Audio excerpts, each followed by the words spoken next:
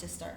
So Edelman PR concluded last year a very in-depth and independent media audit where they looked at the before and after of the media coverage around Budrus and nonviolent resistance. When they started doing it, we thought that the main takeaway would be that Budrus was invisible before the film, so this example of nonviolent movement was basically not present in the media sphere, and that the film put it on the map, and that really brought the story to the ground. What we then realized was actually that we had done something a lot more extraordinary than that, which was a surprise for us, because Budrus, the village, the movement took place between 2003 and 2006, and the film came out in 2009.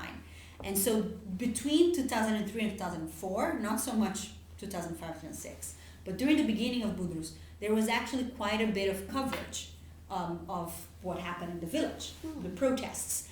The coverage, though, was all around a law and order narrative and called everything that happened in Budrus riots. There was no mention of any sort of like nonviolent community organizing or women's leadership or the fact that Israelis had come or this sort of political unity. It was all about chaos, riots, and the need to reestablish order in a village. So it really adopted the sort of narrative of the Israeli army at the time about what was happening in this community. And once the film came out, that completely shifted. And the overarching message, and we got 91% message penetration with our 3 top messages, which was there was a nonviolent movement in the village, women's leadership, and political unity across divides, intra-Palestinian and across with the Israeli side. And that was like, I'm going to be presenting some of the graphs at school that they created for us. And it's quite extraordinary. So there was actually 36% of the overall media coverage took place during the time of the protests, and 68% was post-film release. And there's a vast difference in the kind of messaging. So 91% of the messages that were around nonviolent resistance all came post-film release. And so that was a very sort of quantitative evidence for us of how we were actually changing the narrative of what was happening underground. And of course, that's the media aspect of it, right? Which is a really important one. The other main aspect for us is the sort of capacity building. Yeah. So we believe that in order for this movement to have a real impact, 2 main things need to happen, or I guess 3. 1, they need to become more visible to the international community, and they need to become more effective and larger on the ground, because they're still sporadic and local, and so they need to gain sort of a groundswell of presence, and so we work on those 2 areas, right? So the media takes care of the visibility, and then we work very deep with communities on the ground. So we have 2 full-time staff persons on the ground, Palestinians, who all they do is go from village to village, refugee camp to refugee camp, all across universities, from Al Najah in Nablus all the way to Hebron University in the south. And they work with communities that are facing similar threats to Budrus, or with young people and women's organizations, right? Because for us, the 2 main targets for the movement to grow are young people and women. And we really believe that to get the movement right, you need to have women leading it, because they are the best at keeping it nonviolent.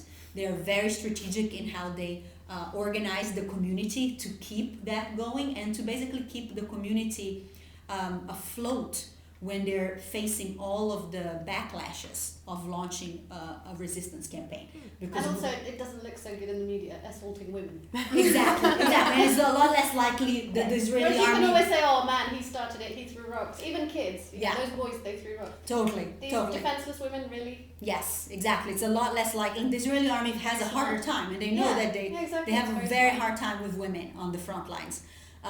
And because there's also the religious component of it, so for the army to touch the women, it creates a lot of dynamics there. And so on that respect, so that analysis of the impact has been mostly anecdotal and qualitative. So it's been about, we asked for feedback from all of the nonviolent leaders on the ground to know over the last years, since the release of Budrus, what has changed in their ability to operate and their access in their communities. And we have heard over and over again from the people that they now can take places I mentioned Al Najah before. Al Najah is like one of the most traditional universities in the West Bank. It had, before Budrus was released, never invited a nonviolent activist to speak because it was seen as normalization to work with Israelis. And after the film came out, the sort of the deans of the university finally understood the power of it and invited those activists to come and show the film. The film is being shown at the Palestinian Police Academy, which might not seem as the most natural, important step, but nonviolent movements are, you see it regularly. You saw it in Egypt, all of the revolutions in Iran. The critical turning point is when the army stops the backlash against the Palestinians. And the Palestinian police today, because they work for the Palestinian Authority, which is basically today functioning as a manager of the occupation. This is a complicated dynamic on the ground. They are the ones often stopping some of the protests from even arriving at checkpoints. And so it's this very complicated dynamic. And so for the Palestinian Police Academy to understand what is a nonviolent movement, what is happening there, and they have incorporated the film as part of their curriculum, which is the first time they ever do that with a film. And of course the women's work. So Rula, for example, this week, she's going back after 6 months to this village in the sort of, it's like a little bit north of Budrus. Rahula is? Rula Salameh, she's both the producer of Budrus, and she's the Palestinian outreach manager. Okay. So she basically does all of the campaigning on the ground. So she goes to all of these villages. She basically set up the Palestinian Police Academy. She got Al Najah University. She goes to all of these places. And this one village, which is something she's been doing in a lot of different villages, is they're very conservative.